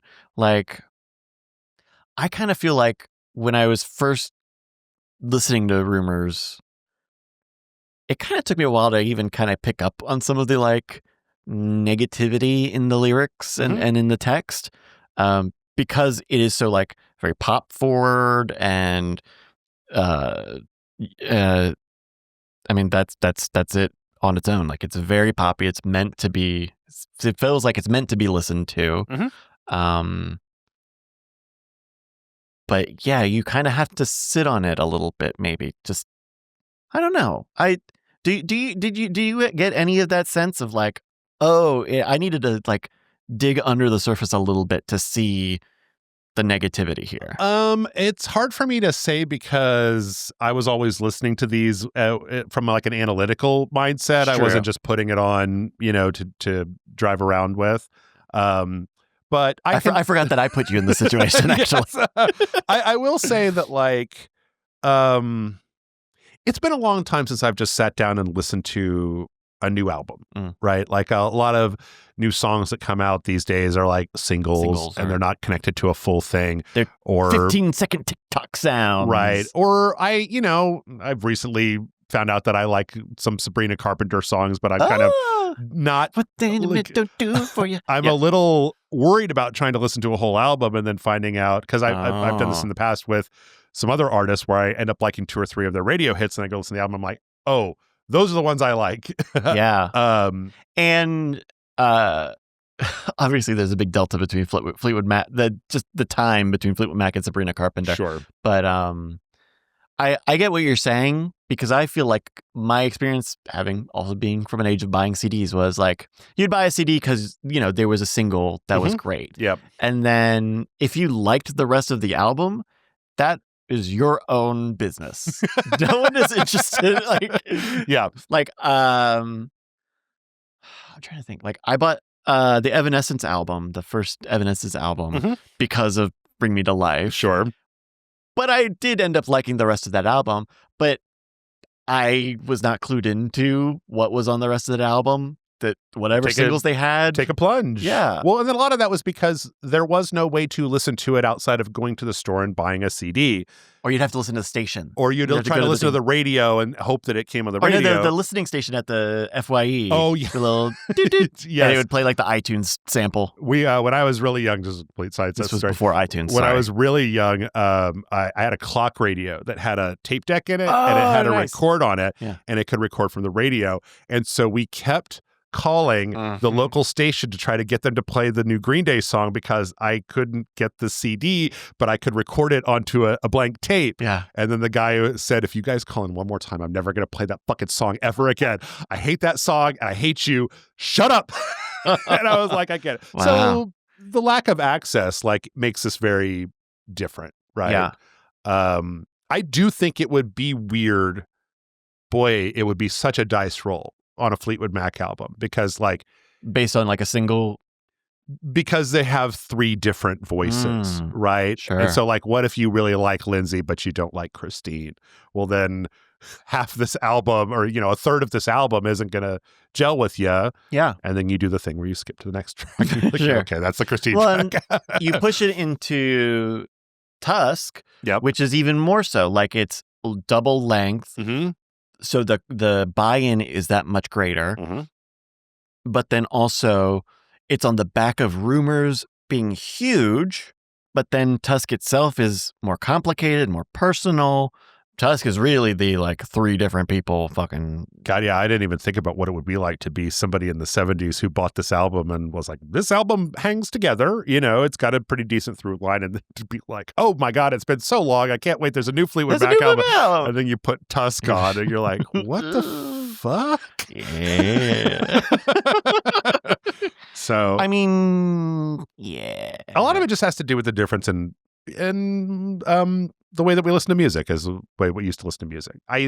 You bought a new album back in the old days and you listened to that one album over and over again because you've already wrung everything out of the previous ones. Right. You didn't go to the store and buy... I spent $35 on this Michelle Branch album. I need to listen and see if she's got any other songs. Right. She kind of did. You got 6, you don't go to the store and buy 6 new albums. You go to the store, you buy one new album. Yeah. You go to the listening station to try to figure out whether you're going to like it ahead of time, but then you don't know until you get in your car and put the CD in and see how it goes. Especially in pop music, there are filler tracks. I would say you could look at this album and say there are filler tracks on it, but I know the amount of work that had to go into these certainly supports how much production shine was on here. Yeah. And then with Tusk, not to say that Tusk is not a big effort, just that it's intentionally not pop. Tusk is very much not pop, and that's a big reason why these albums are so different. Yeah. Absolutely. So I want to take us out here on a live version of The Chain. Good. This is from the Mirage Live Tour. This is the version on the Mirage Live disc, as well as the Mirage Live album that they just put out recently. Okay. This is from 1982, so this is going to be, this would be after they've recorded Mirage. So this is post-Tusk, then post everyone trying to start their own solo career. And coming back together. The funny thing about them coming back together, there's nowhere else for me to talk about this. Yeah. Is... Oh, where did I find this? I don't think this was it was necessarily in the... Oh! I want to say this was partly from the Mick Fleetwood biography that he wrote. Okay. Part of the reason I think Fleetwood Mac came together was to help Mick out. Lindsay has a solo song from the 90s called Wrong. Okay. And it's fucking aimed square at Mick Fleetwood. Oh boy. Good to see that Lindsay let it all go eventually. So what happened was, we talked about this briefly on Tusk, but right a little bit before Stevie and Lindsay joined the band, there's an issue with the old manager who managed Fleetwood Mac. When Fleetwood Mac left Europe and kind of came to America, that manager stayed in Europe and said, I own the right to Fleetwood Mac as a name. Yep. So I'm going to make my own Fleetwood Mac and have them tour. And so that made the band a little skittish of having a manager. Right. Come Rumours and a lot of money, come Tusk and a lot of spending of money. And I'm going to speak generally here because it's the best I got. But at some point, adults enter the room. Like, at some point, they took all their ATM cards away and said, "No more." Like the idea being like, okay, Stevie's gonna have a person. Lindsay's probably just gonna have his own manager at some point. At some point, those folks go and kind of dig around in what was going on in the Fleetwood Mac books, right? And realize that, like, oh, there was a lot of spending going on that would have gone into everyone's pockets, to say it broadly. There was a lot of, one of the kind of iconic images of Fleetwood Mac is all five of them getting off of an airplane and then getting into 5 different limousines and going in different directions. And that's the level of like stupid spending that we've got. Sure. So anyway, so this is after Mirage. Mirage just generally was meant. So they do Rumours and then they do Tusk. And when they do Tusk, they say, we're not going to do Rumours too. Yeah. So Mirage, everyone's like, can you do Rumours too? Can you do Rumours too? And so they try to do a more poppier song, poppier album. Not as successful, but it's got jams. So that's kind of the headspace here. This is 82 when they're recording this. So they're on tour. Touring is really tough. Lindsay has tried to have a solo career and it's kind of small. Sure. Christina's tried to have one and it's been kind of small. Yeah. And then Stevie has had some pretty big solo success. She's a heavy hitter at this point. Yeah. Yeah. So that takes us to The Chain. Okay, well, let's take a listen here to a live version of The Chain. Let's do it. 1982. Yeah. Banging. I don't know if you've been kind of leading me to this conclusion this entire time. Oh. But what a different energy about the chains that keep us together and that we all tried to not. And now we realize that from now until the end, this is it with these people that I don't like. Yeah. And we are going to get up on stage and get paid, motherfucker. Absolutely. Like the back and forth between Lindsay and Stevie just never love me again. Both fucking dagger eyes at each other, like. And then they keep cutting to poor Christine, who's just doing her job. Yeah. Just doing her job, singing the backup vocals for this. And these two are having some kind of fucking Kwisatz Haderach death stare fight to find out who is the one on stage. Yeah, it's such a really strong representation of there was difficulty going on. I mean, yes, there was a lot of money and a lot of drugs and a lot of drinking going on, but it still hurts. It's all still in there. One thing I like about this version of The Chain is it's not the first time that she's done it, I don't think, but I like that at this point Stevie's like adding in her own ad-libs that are very Stevie. Yep. Like ooh kind of stuff. Yeah. And it works. Sure. It's great. She's on for the ride. Yeah. It's just a one of many standout live Fleetwood Mac performances. I didn't even think about it, but there's a lot of bands out there that get to this point and then everybody goes their separate ways. Then they, maybe they're able to come back together in like 40 years when everybody's old. Right. But like the fact that they could have, after Tusk is 79 and that they're back in 3 years in 82, like, Yeah. that's a very short amount of time to have everybody go try to do their own thing and then also come back together again. Yeah, especially when Stevie shows that she's able to get some success out of it. I Right. mean, not like Christine and Lindsay's albums aren't good or they just weren't popular. They just didn't explode the way Belladonna did. Yeah. Was that a huge hit? It was pretty big. I mean, it had Like, was it? Do you think it ended up being as popular as like Rumours? no. Okay, No, okay. Oh, but- I don't know. I mean, no. I mean, Rumours is like stratosphere. Rumours is like just crazy out of there. Okay, Partly because of time of the time, but with Belladonna, Stevie clearly can stand on her own, especially because it's her as a writer and a singer able to work with other producers and other musicians. Okay. So like, I want to say, I know she has a song with Tom Petty and the Heartbreakers on that album, but I want to say he was involved with the production. This is when she like gets with Jimmy Iovine, I believe. Am I saying? I need to fact check that.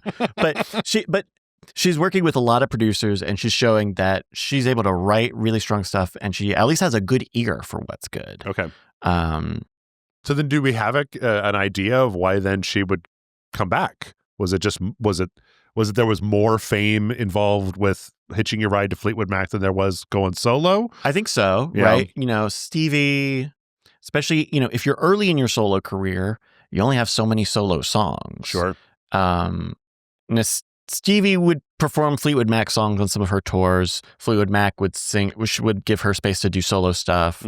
Lindsay did some solo stuff on some of the tours as well. But I think it's just the fact that like Fleetwood Mac, especially with the Rumours, blowing up in popularity, I think there's just a math that says like you're doing well on your own, Right. but if you can stomach a tour, here's hundreds of thousands of dollars. Okay. If you can go spend 3 weeks in France recording some stuff, and if you can tell her like, look, just go in and record your stuff and then fucking leave. Let Right. them finish it and do like. And then did she continue having a solo career alongside of Fleetwood Mac? So it's like in parallel.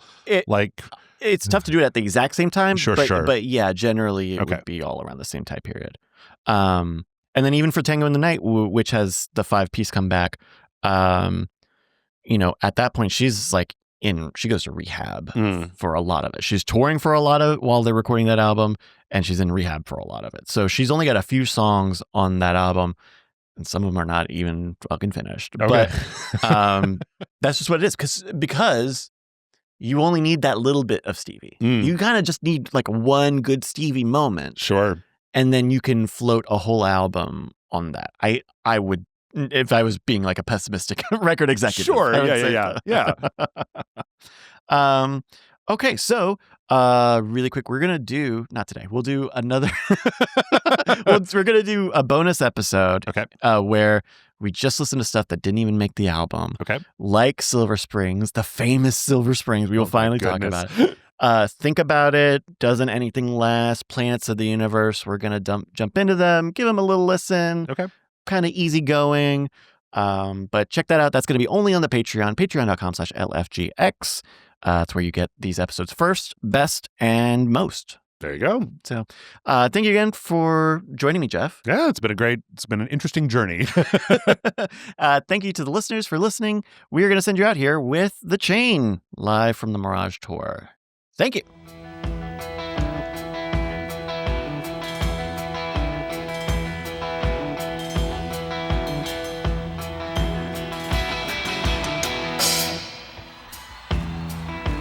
Listen to the wind blow, watch the sun rise.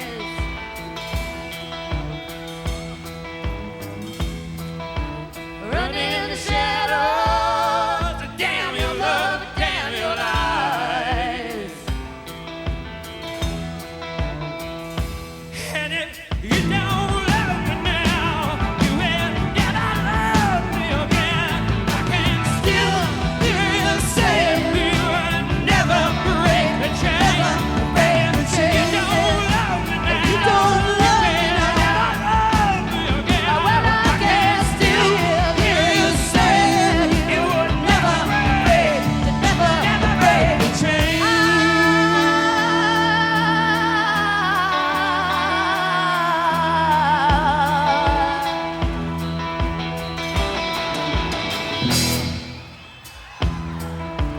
Listen to the wind blow. Down comes the night.